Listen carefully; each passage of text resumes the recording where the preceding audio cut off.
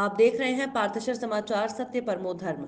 World heritage यानी विश्व विरासत उत्सव के उपलक्ष्य में आज हम चंद्रपुर के सबसे प्रसिद्ध या यूं कहें कि चंद्रपुर की पहचान के बारे में बात करने वाले हैं तो गलत नहीं होगा। जी हां, हम बात कर रहे हैं जटपुरा गेट की, जो कि चंद्रपुर के प्राचीन शहर का मुख्य द्वार था और आज भी है। ये गेट का निर्माण 16वीं शताब्दी में राजा हेर शाह के अवधि में किया गया था। ये गोंडकालीन किले का प्रमुख मार्ग है। खांडक्या बल्लाट शाह द्वारा आरंभ किया गया किला और परकोट का कार्य राजा धुंडिया राम शाह के कार्यकाल में पूर्ण हुआ। लगभग 100 वर्षों में यह ऐतिहासिक किला बनकर तैयार हुआ। इस प्रकार खांडक्या बल्लाट शाह के वास्तु शास्त्रज्ञ तैल सिंह ठाकुर का ऐतिहासिक दुर्ग राजा धुंडिया राम शाह के शासनकाल में जाकर पूर्ण हुआ। इस किले के परकोट की ऊंचाई 50 फुट और इसकी परिधि 7.5 मील है। इसके 4 द्वार उत्तर, दक्षिण, पूर्व और पश्चिम में बनाए गए। इसके 5 उपद्वार उपदिशाओं में बनाए गए। आग्नेय, नेत्रेय और वायव्य में एक एक और ईशान्य दिशा में 2 उपद्वार बनाए गए। चारों मुख्य द्वारों पर गोंड राजाओं का राज चिन्ह अंकित है। अंचलेश्वर द्वार का नाम प्राचीन है। शेष मुख्य द्वारों के नाम मुधौजी भोसले के काल के हैं। उनका नाम बिनबा, जटपुरा और पठानपुरा है। इस प्रकार उपद्वारों के नाम हनुमान खिड़की, विठोबा खिड़की, चोर खिड़की और बगड़ और शमशान खिड़की है। मुख्य द्वारों की ऊंचाई लगभग 40 से 45 फुट, लंबाई लगभग 200 से 250 फुट और चौड़ाई 20 से 25 फुट है। उसी प्रकार उपद्वारों की ऊंचाई लगभग 20 से 25 फुट, लंबाई 20 से 30 फुट और चौड़ाई 12 फुट इस स्थल दुर्ग की एक और विशेषता है। परकोट में से तोप चलाने के लिए बुर्ज और बंदूक चलाने के लिए छिद्र का निर्माण किया गया है। ये स्थल दुर्ग सुरक्षा की दृष्टि से अद्वितीय है और जटपुरा गेट इन सब का सबसे बड़ा प्रतीक है।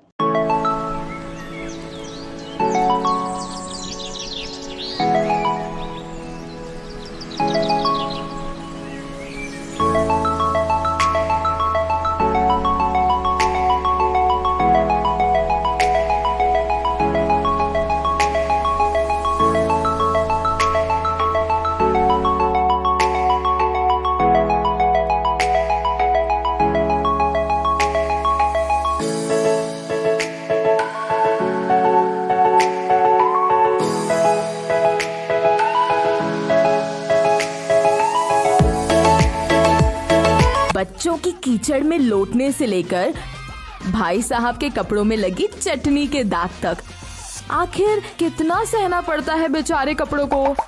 पर अब कपड़े साफ करना हो गया है इजी, क्योंकि नागपुर में पहली बार इंट्रोड्यूस हुआ है लॉन्ड्री इजी, जो करता है पर केजीज में क्लॉथ वॉश से लेकर dry clean, premium laundry, steam iron and much more, वो भी हाइजीन का पूरा ध्यान रखते हुए। लॉन्ड्री इजी करता है आपके कपड़े free pickup and drop. Contact 7066209007। Laundry easy, one stop solution for all your laundry needs. Etapalli तहसील के हेडरी पुलिस उप विभाग अंतर्गत गट्टा पुलिस सहायता केंद्र पर नक्सलियों ने क्रूड ग्रेनेड फेंककर गोलीबारी शुरू कर दी। मुठभेड़ के दौरान दोनों तरफ से गोलियां चली। इस दौरान किसी भी तरह की जीवित हानि नहीं हुई है। पुलिस का बढ़ता दबाव देख नक्सली जंगल की ओर भाग गए। घटना बुधवार की रात को हुई। प्राप्त जानकारी के अनुसार सरकार द्वारा जिले के दुर्गम क्षेत्र में सुरक्षा प्रदान करने के लिए अनेक जगह पर पुलिस सहायता केंद्र का निर्माण किया गया। एटापल्ली तहसील के गट्टा गांव में भी पुलिस सहायता केंद्र निर्माण किया गया है। यहां पर जिला पुलिस दल के अधिकारी और जवान समेत सीआरपीएफ के जवान तैनात हैं। इस बीच बुधवार की रात अचानक 50 की संख्या में आए नक्सलियों ने बस्ती में घुसकर पुलिस थाने में गोलीबारी शुरू कर दी। जवाबी हमले में पुलिस थाने के अधिकारी और जवानों ने भी गोलीबारी की। दोनों तरफ से कुछ देर तक चली मुठभेड़ के बाद नक्सली जंगल में फरार हो गए।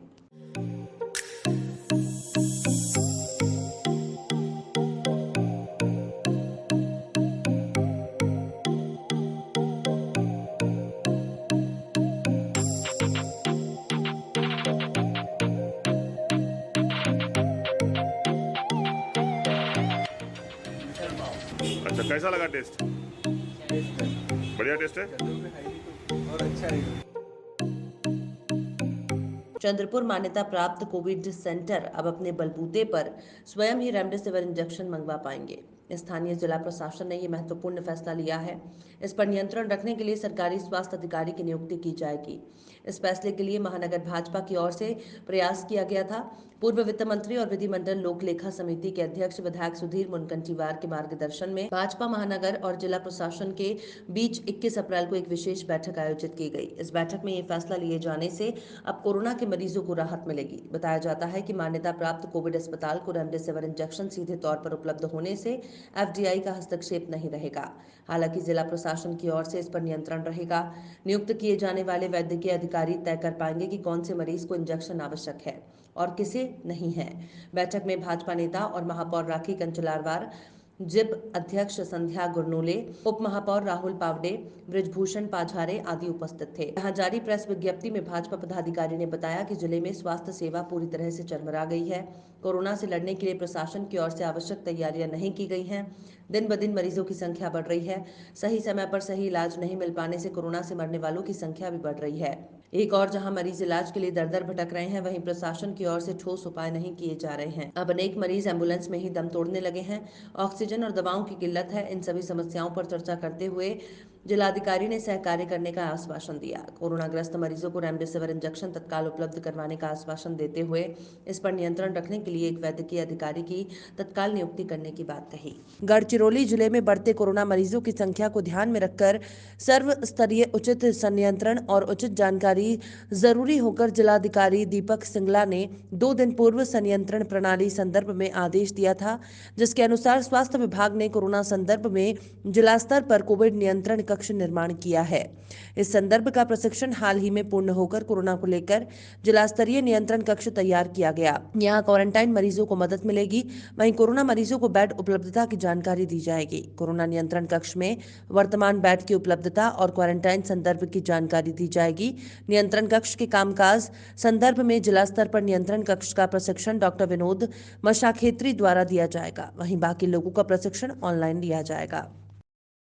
चंद्रपुर में नया शुरू हुआ पोर्टल पार्थशर समाचार शुरू हुआ है। मैं इमरान दोसानी राजेश नायडू जी को शुभेच्छा देता हूं ये यूट्यूब चैनल और समाचार शुरू करने के लिए, और आगे इनकी सफलता के लिए, कामयाबी के लिए शुभेच्छा देता हूं। महाराष्ट्र में कोरोना संकट के बीच एक कोविड-19 अस्पताल में आग लगने की खबर सामने आ रही है, जिसमें 12 लोगों की मौत हो गई है।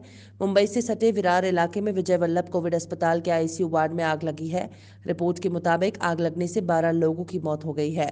न्यूज एजेंसी एएनआई ने सूचना दी है कि पालघर जिले के एक कोविड अस्पताल में आग लग गई है, जिसमें 12 लोगों की मौत हो गई है। घायल मरीजों को नजदीकी अस्पतालों में स्थानांतरित किया जा रहा है। 12 लोगों की आग में झुलसने से मौत हो गई है। माना जा रहा है कि ऐसे में शॉर्ट सर्किट की वजह से आग लगी थी। आग अस्पताल के सेकंड फ्लोर पर शुक्रवार तड़के 3 बजे लगी थी। वसई विरार नगर निगम कोरोना कंट्रोल रूम ने इस बात की पुष्टि की है कि विरार इलाके में विजय वल्लभ कोविड अस्पताल के आईसीयू वार्ड में आग लगी है, जिसमें 12 मरीजों की मौत हो गई है। घटना की जानकारी मिलते ही फायर ब्रिगेड के अलावा पुलिस टीम मौके पर पहुंच गई थी। आग बुझाने की कोशिश जारी है।